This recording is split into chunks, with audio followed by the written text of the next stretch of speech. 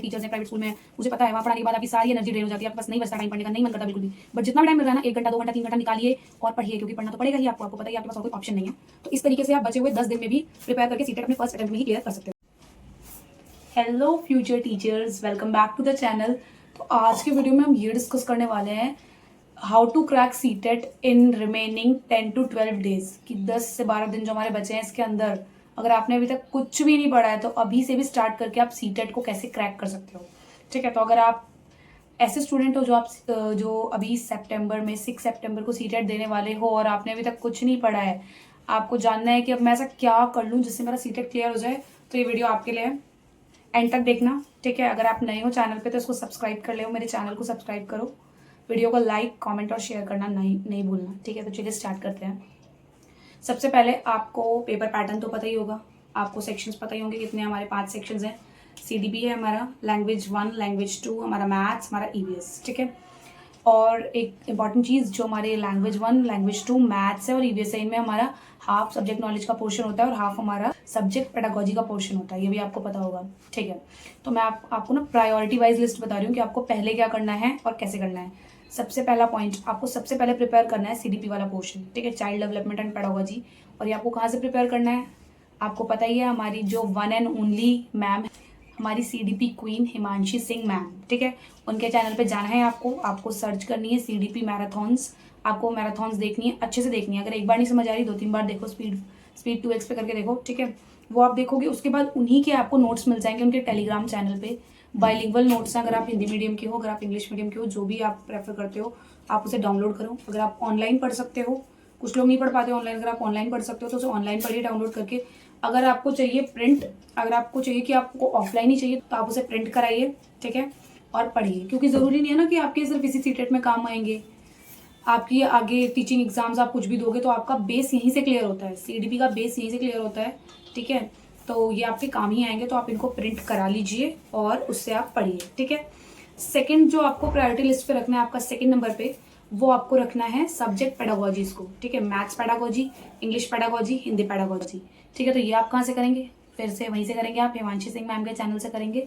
उस सर्च करिए आप Hindi pedagogy by Himanshi ma'am, English pedagogy और ऐसी मैथ्स पेडागोजी, इन तीनों के ही आपको नोट्स मिल जाएंगे मैम के टेलीग्राम चैनल पे, वहाँ से आप डाउनलोड कीजिए। अगेन आपका मन है तो प्रिंट कराइए, नहीं तो ऑनलाइन ही पढ़ लीजिए, ठीक है। तो इससे आपका इनफ पोर्शन प्रिपेयर हो जाएगा। इसके बाद जो बचता है EVS पेडागोजी में थोड़ा बहुत जो आता है वो भी आप पहले तो सर्च करके देख लीजिए। और EVS के लिए आपको 1st to 5th की EVS की नॉलेज होनी चाहिए, ठीक है। अगर अब इतना टाइम तो है नहीं कि आप सारी बुक्स बैठ के पढ़ोगे NCERTs, तो आप समरीज देख लो, ठीक है। इसमें लेकिन आपके कम चांसेस है कि आपके क्वेश्चंस फंसेंगे, क्योंकि वो एक एक डिटेल से क्वेश्चन पूछते हैं, तो अगर आपको डीप नॉलेज है आप तभी आंसर कर पाओगे, ठीक है। तो ये हो गया। अलावा सब्जेक्ट पेडागोजी के अलावा जो सब्जेक्ट का पोर्शन होता है सब्जेक्ट नॉलेज का, उसमें लैंग्वेजेस में आपकी बेसिक ग्रामर आती है। वो अगर आपका बेस अच्छे से क्लियर है ना स्टार्टिंग से, तो आप बेसिक मैथ्स भी कर लोगे, आप लैंग्वेज का भी बेसिक कर लोगे।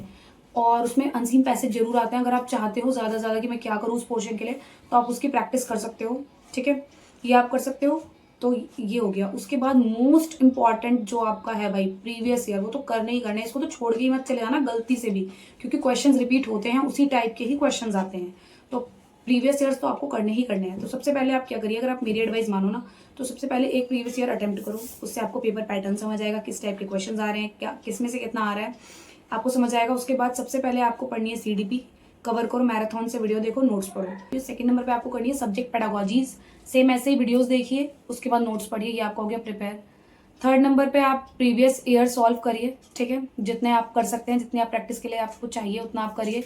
उसके बाद आप अनसीन पैसेजेस की प्रैक्टिस कर लीजिए, ठीक है। उसके बाद आप EVS की समरीज देख लो, EVS पेडागोजी के बारे में देख लो थोड़ा बहुत, अगर टाइम बचता है तो।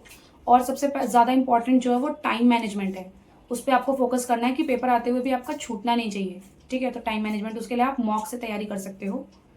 ये हो गया आपका प्रायोरिटी वाइज लिस्ट, ठीक है। इसके अलावा मैंने 2 बार सीटेट दिया, मेरा दोनों बार क्लियर हुआ है। फर्स्ट टाइम मैंने फर्स्ट ईयर में दिया था, सेकंड टाइम मैंने सेकंड ईयर में दिया था। फर्स्ट टाइम जब मैंने सीटेट दिया था मेरे 110 मार्क्स आए थे, सेकंड टाइम मैंने मार्क्स इंक्रीज करने के लिए दिया था। बट मेरे साथ हुआ क्या, जब मैंने फर्स्ट टाइम सीटेट दिया ना, वो ऑनलाइन था, वो जब मैंने दिया मेरे टाइम से पहले पेपर हो गया था, 5 मिनट पहले ही हो गया था। सेकेंड टाइम जब मैंने सीटेट दिया तो मेरा ऑफलाइन था, OMR वाला था। उस टाइम पे मेरे को टाइम मैनेजमेंट मेरा नहीं हो पाया अच्छे से, लास्ट में मेरा पेपर छूटने वाला था, छूटते छूटते बचा, तो मैंने बहुत जल्दी फील किए थे, तो वो पेपर मेरा अच्छा नहीं गया था। स्टिल मेरे 108 मार्क्स आए थे। मार्क्स इंक्रीज करने का गोल था बट वो तो नहीं हुआ, बट हाँ क्लियर दोनों बार हुआ। ठीक है, तो ये मेरा फर्स्ट अटेम्प्ट में ही क्लियर हुआ था। मैंने डीएलएड के साथ ही सीटेट दिया था, उसके अलावा मैं ट्यूशन्स भी देती थी। ट्यूशन्स के बाद जो मेरा टाइम बचता था ना, पूरे दिन में 2-3 घंटे जो बचते थे, उसी में मैंने प्रिपेयर किया था। तो अगर मैं क्लियर कर सकती हूँ तो आप भी क्लियर कर सकते हो। ये वीडियो स्पेशली उनके लिए जो प्राइवेट टीचर्स हैं, प्राइवेट स्कूल में हैं। मुझे पता है वहाँ पढ़ाने के बाद आपकी सारी एनर्जी ड्रेन हो जाती है, आपके पास नहीं बचता टाइम पढ़ने का, नहीं मन करता बिल्कुल भी। बट जितना भी टाइम मिल रहा है ना, 1 घंटा 2 घंटा 3 घंटा निकालिए और पढ़िए, क्योंकि पढ़ना तो पड़ेगा ही आपको। आपको पता ही है आपके पास और कोई ऑप्शन नहीं है। तो इस तरीके से आप बचे हुए 10 दिन में भी प्रिपेयर करके सीटेट अपने फर्स्ट अटेम्प्ट में ही क्लियर कर सकते हो। मेरे सीटेट में कुछ ऐसे बहुत ज़्यादा खास नंबर नहीं आए कि हाँ 150 आ गए हो, 140 आ गए हो, बट जितने टाइम में मैंने प्रिपेयर किया, जितना मैंने इसको टाइम दिया, उसके अकॉर्डिंग बेस्ट था। मैं सेटिस्फाइड थी। और आपको भी अगर क्लियर करना है, आपके पास टाइम की कमी है, तो आप इसको फॉलो करिए और आपका ज़रूर क्लियर होगा। ठीक है, इसके बाद हमारा एक वीडियो और आएगा जब एग्जाम है उससे एक दिन पहले, कि how to attempt the paper, time को कैसे मैनेज करना है, पहले कौन सा सेक्शन अटेम्प्ट करें।